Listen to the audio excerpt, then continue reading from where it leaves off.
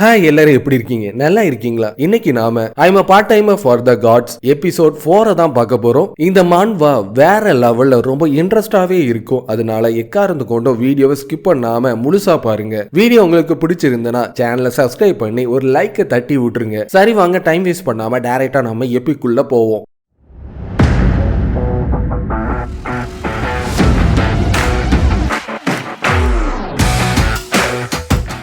கொஞ்ச நேரத்துக்கு முன்னாடி சாஃப்டா இருந்தவங்க கரடு முரடா மாறி அவனை தாக்குறதுக்கு தயாராகிட்டு இருக்க. இது எல்லாமே நடக்க போற விஷயம் முன்னாடியே தெரிஞ்சிருக்கு. அதனாலதான் ஹெர்குலிஸோட கிளப் ஹெப்பாத்திஸ் எனக்காக கொடுத்துருக்கான். டோர்ஸ் எல்லாருமே கொஞ்சம் அமைதியா இருங்க, இல்லனா என்னோட வெப்பனை பயன்படுத்தி உங்களுக்கு ஒரு பாடத்தை புகட்ட வேண்டி இருக்கும்னு ரொம்ப அசால்ட்டா இருந்துட்டு இருப்பான். ஆனா அங்க இருக்கிறவங்க எல்லாருமே கன்ஸை பயன்படுத்தி அவனை தாக்கிட்டு இருக்க. இந்த ஹெப்பாத்திஸ் ஏற்கனவே வச்சிருந்த ஃபெராயோட நெக்லஸ் எல்லாமே பார்க்கறதுக்கு ரொம்ப நல்லாவே இருந்துட்டு இருக்கு. இதை மட்டும் கொண்டு போய் நம்ம வித்தனா சீக்கிரத்துல நம்ம பணக்காரங்களா மாறி ரெண்டு டாட்ஸ் அந்த இடத்துல இருந்து பேசிட்டு இருக்கிற விஷயம் எல்லாமே தெரிய வந்தோன்னா அவன் கண்ணை முழிச்சு பார்த்துட்டு இருப்பான். ஒரு தூண்ல அவனை கைத்தாக்குல கட்டி போட்டுட்டு இருக்கு.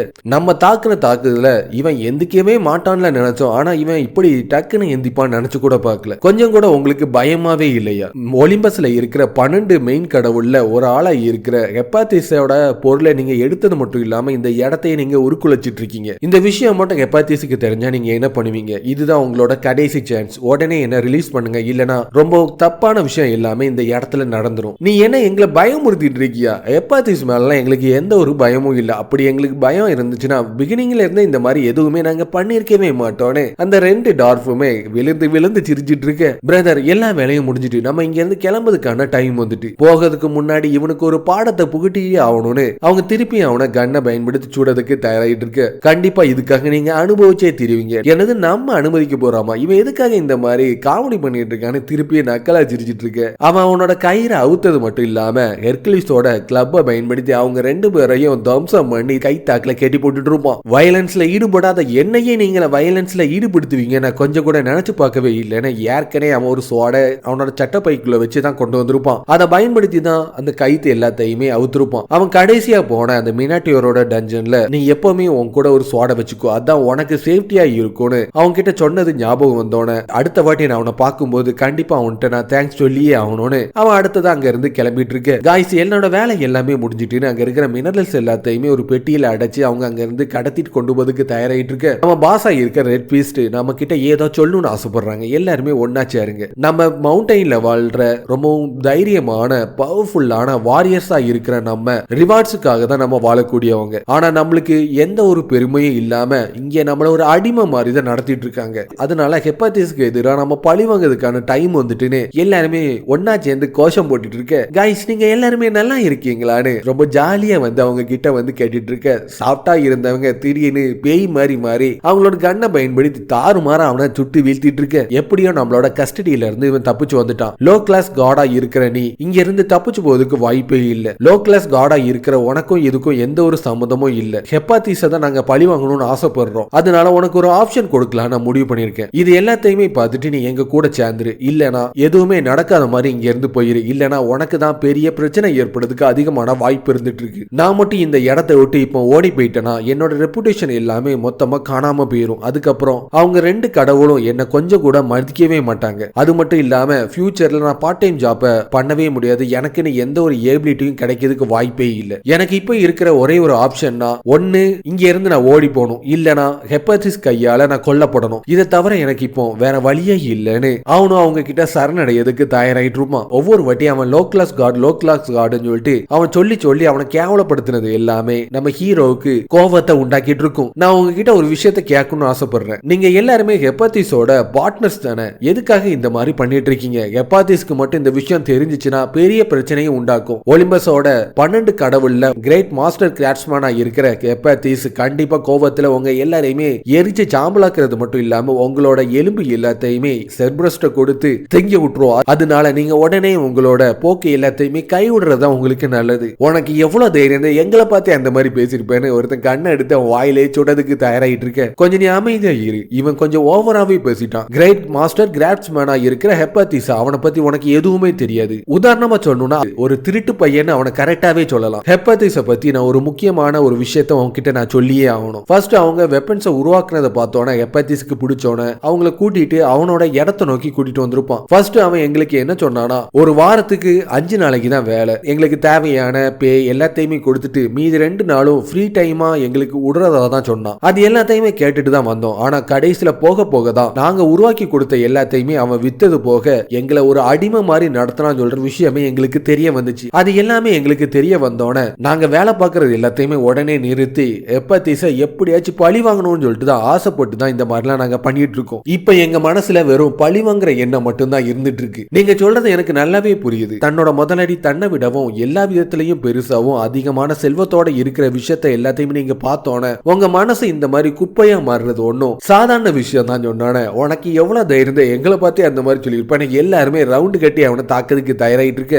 இப்பவே நீங்க இங்க இருந்து ஓடி போயிட்டீங்கன்னா தேர்ட் பார்ட்டியை சேர்ந்தவங்க யாருமே இனிமேல் உங்களை மதிக்கவே மாட்டாங்க. அதுக்கப்புறம் கிரேட் மாஸ்டர் கிராட்ஸ்மேனா இருக்கிற ப்ரௌடான வாரியரா இருக்கிற உங்களோட பெருமை எல்லாமே மொத்தமா சின்ன பின்னமா மாறிடும். ஹெப்பாத்திஸை பழி வாங்கணும்னு நீங்க ஆசைப்பட்டீங்கன்னா அதுக்கு வேற ஒரு வழி ஒண்ணு இருந்துட்டு இருக்கு. ஹெப்பாத்திஸ் உருவாக்கி கொடுத்த வெப்பன் என்கிட்ட இருந்துட்டு இருக்கு. அதனால நான் ஒரு வாரியரா இருக்கிறனால ஹெப்பாத்திஸ் உங்களுக்கு உருவாக்கி கொடுத்த வெப்பனை தூக்கி போட்டுட்டு நீங்களா சுயமா உருவாக்கின வெப்பனை பயன்படுத்தி என் கூட சண்டை போடுங்க. நீங்க என்ன தோக்கடிச்சிட்டீங்கன்னா நீங்க சொல்றது எல்லாத்தையுமே உண்மைன்னு சொல்லிட்டு நம்பிட்டு நான் இங்க இருந்து கிளம்பி போயிடுறேன். அதே நீங்க என்கிட்ட தோத்துட்டீங்கன்னா நீங்க பண்ணது எல்லாத்தையுமே தப்புன்னு சொல்லிட்டு என்கிட்ட நீங்க சரணடைஞ்சே தீரணும். இல்ல என் கூட சண்டை போடுறது உங்களுக்கு பிடிக்கல பயமா இருந்துச்சுன்னா உடனே நீங்க இங்க இருந்து ஹெப்பாத்திஸ் தான் பெரிய ஆள் நினைச்சு இங்க இருந்து ஓடி போயிருங்க. உங்களை நான் பெருசா நான் நினைக்கவே மாட்டேன். உனக்கு எவ்வளவு தைரியம் இருந்தா எங்களை பார்த்தே அந்த மாதிரி பேசிருப்பேன். பாஸ் இவன் சொல்றது எல்லாத்தையும் நான் கேட்க வேண்டிய அவசியமே இல்லைன்னு அவனை தாக்கிறதுக்கு தயாராயிட்டு இருக்க. ரெட் ஃபிஸ்ட் ஓடி போறதா அது நடக்க வாய்ப்பே இல்ல. லோ கிளாஸ் காடா இருக்கிற நீ ரொம்ப ஓவராவே பேசிட்ட. உனக்கு இப்ப நான் ஒரு பாடம் புகட்டதுக்கான டைம் வந்துட்டு இன்னைக்கு என்னோட வெப்பனை பயன்படுத்தி தாக்குனதுல உன்னோட எலும்பு எல்லாத்தையுமே செல்லி செல்லியா நொறுக்கி நான் தூசி தட்டாம விடவே மாட்டேன். அவனோட ஹேமரை பயன்படுத்தி தாக்குனதுல நம்ம ஹீரோக்கு பின்னாடி இருந்த ஒரு தூண் சல்லி செல்லியா நொறுங்கிட்டு இருக்கும். உன்னை மாதிரி ஒரு லோ கிளாஸ் காடாலலாம் என்ன தாக்கிறதுக்கு வாய்ப்பே இல்லைன்னு ரொம்ப கெத்தா இருந்துட்டு இருக்கு. ஹீரோ எதையுமே யோசிக்காம ஹெர்குலிஸோட கிளப்பை பயன்படுத்தி ஆக்ரோஷமா வந்து தாக்கிறதுக்கு வந்துட்டு இருப்பான். ஆனா அதுக்கு முன்னாடியே ரெட் ஃபிஸ்ட் அவனை தாக்கிட்டு இருக்க. நீ இப்ப என்ன தாக்குனது என்னோட ஆஃப்டர் இமேஜ் மட்டும்தான். உன்னால முடிஞ்ச என்ன இப்ப தாக்கி போறேன்னு திருப்பியும் வந்து தாக்கிறதுக்கு வந்துட்டு இருக்க. அவனோட பூட்ஸ் காலால ஓங்கி அவனோட தோள்பட்டையிலையும் மிதிச்சிட்டு இருப்பான். இது வரைக்கும் யாருமே அவங்களோட பூட்ஸ் காலால என்ன மிதிச்சதே கிடையாது. இதுதான் ஃபர்ஸ்ட் டைம். ஆனா இது இந்த அளவுக்கு வலிக்கும் நான் நினைச்சு கூட பார்க்கல. நீ நல்லாவே பேசிட்டு இருக்க. நீ இப்ப இருக்கிற ஸ்டாண்ட்ஸ பார்த்தாலே ஒரு பயங்கரமான ரீப்பர் என்னோட உயிரை எடுக்கிறதுக்காக வர்ற மாதிரி தான் ஒரு கூஸ் பம்பை கிளப்பிட்டு இருக்கு. இது வரைக்கும் என்னோட இதயம் இந்த அளவுக்கு வேகமா துடிச்சதே கிடையாது. கொஞ்ச நேரத்துக்கு முன்னாடி உன்னை லோ கிளாஸ் கார்டுன்னு சொல்லிட்டு கேவலப்படுத்துறதுக்கு என்ன மன்னிச்சிரு. உன்னை நான் அண்டர் எஸ்டிமேட் பண்ணிட்டேன். இப்ப என்னோட ஃபுல் பவரையும் பயன்படுத்தி சண்டை போடலான்னு முடிவு பண்ணிட்டேன்னு ரெண்டு பேருமே மாத்தி மாத்தி சண்டையில ஈடுபட்டு இருக்க.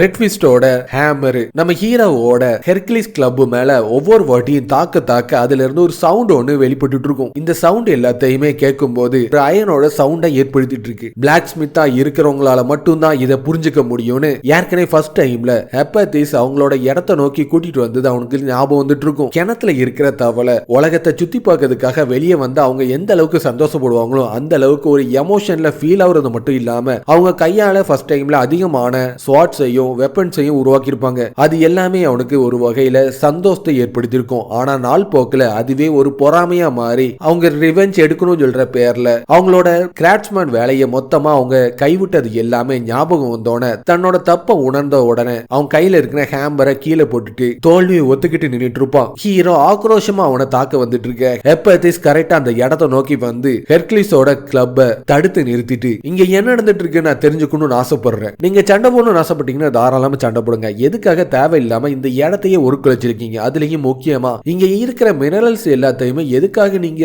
ஒரு பெட்டியில அடைச்சு ஸ்டோர் பண்ணி வச்சிருக்கீங்க?